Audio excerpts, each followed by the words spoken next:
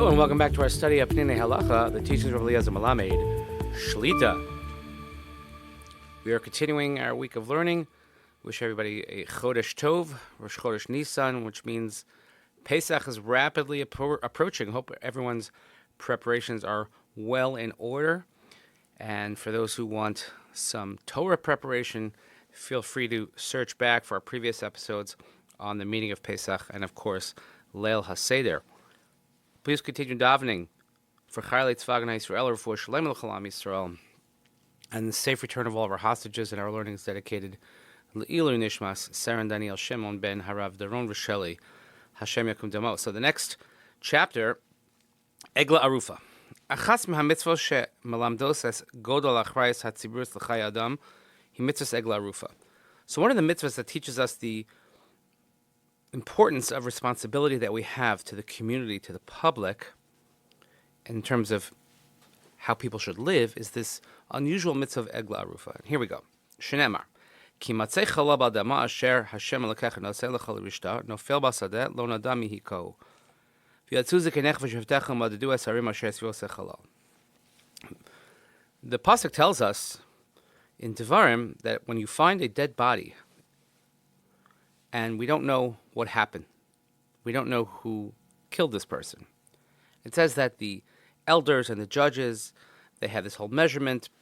They have to decide who's responsible, and they have this whole carbon that follows. Let's see. Klomar, mutalas haklal hatzibur manigav ha'achrayus lahasir sakanos mibnei adam. That the responsibility falls on the community and its leaders to remove any sort of danger towards man.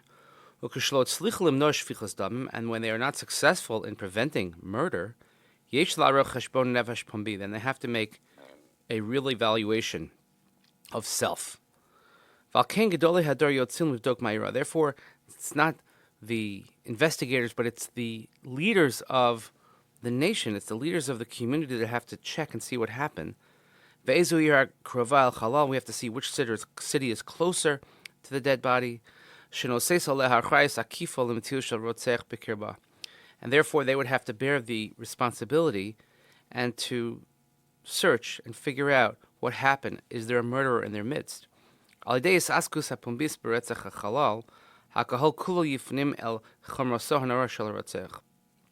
because of this investigation that's trying to figure out what happened, who murdered this person, so everybody's going to realize what's happening. There's a murderer in their midst. Everybody's going to start looking inward. And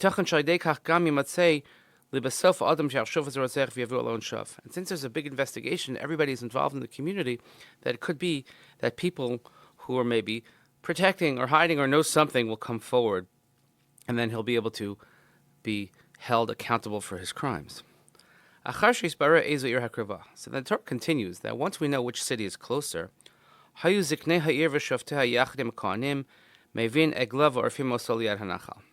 an unusual procedure where the elders of the city, the judges, the Kohanim, they would bring a young calf and they would take it to the valley. The pasuk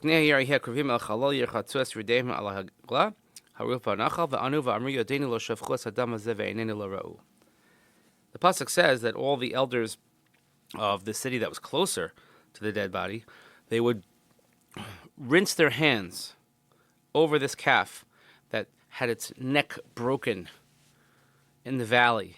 And they would say that our hands did not spill this blood, our eyes did not see. The question is obvious. Why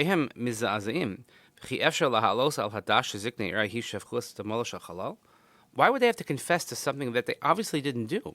Why would they have to say our hands did not spill this blood? Seems like a very unusual statement in the Torah. The Gemara in Sota tells us, we bear responsibility because he left our city and we left him without food and supplies. We didn't see him leave, and we didn't allow him to stay overnight. We let him travel at night.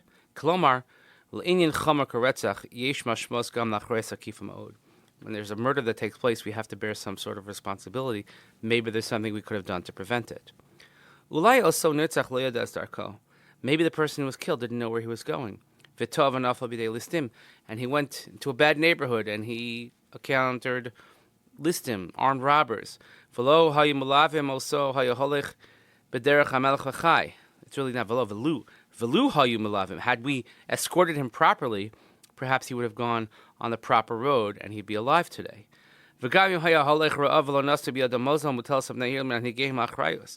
And if he left hungry and we didn't give him food, so we have to bear responsibility for that.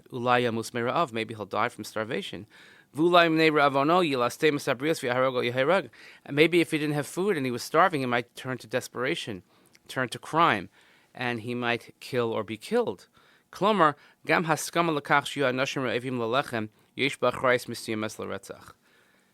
Even understanding this, that people who are hungry, if we let them go hungry, we have responsibility, and it could lead to much more graver sins. He says, now, to our consternation, we hear today of people who are killed at the opening of a store, or fighting over a parking spot. And the leaders of the congregation, the leaders of the community, do not accept any sort of responsibility. They have no culpability. They don't even acknowledge it. Al pi hadrachta shel haTorah, miyad himivada davar haretzach hayutzrichim l'kanes begisha shel sarei chinuch harvacha bitachon hapenim im rosh ha'ir v'seganav u'nitzigim mechirim me'arechas hamishpat v'hamishtarah kedei la'aroch cheshbon nefesh. According to the Torah way, what should happen is when we find out, let's say, something as grave as a murder takes place, there has to be a meeting. Educational ministers, security, internal security, homeland security, heads of city, all of the officers, everything that has to do with law enforcement, so that we can have a calculation of cheshbon hanefesh. Maybe we didn't recognize the problems when they started to arise. Maybe we looked aside. We looked away from lighter offenses. And this let the door open for perhaps more grave sins. Maybe punishment is not enough, or we're not doing enough to prevent these things. Maybe the educational system is not doing its job and teaching people the right way. Only afterwards can we ask. As the